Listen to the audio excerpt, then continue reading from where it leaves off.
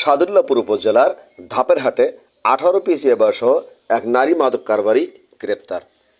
সাদুল্লাপুর উপজেলার ধাপেরহাটে 18 পিস ইয়াবাসহ সাবেক ইউপি সদস্য ও ধাপেরহাট ইউনিয়ন শাখা মহিলা দলের সাধারণ সম্পাদক শাহনাজ বেগমকে গ্রেপ্তার করেছে পুলিশ।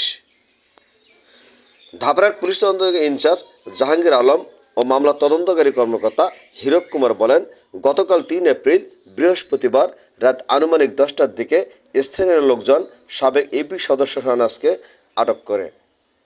এরপর তারা পুলিশকে খবর দেয়।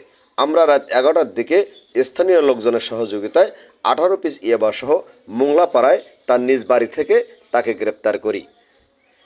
এ বিষয়ে তার নামে 2018 সালের মাদকদ্রব্য আইনে 4 এপ্রিল সাদুল্লাপুর থানায় একটি মামলা দায়ের হয়েছে।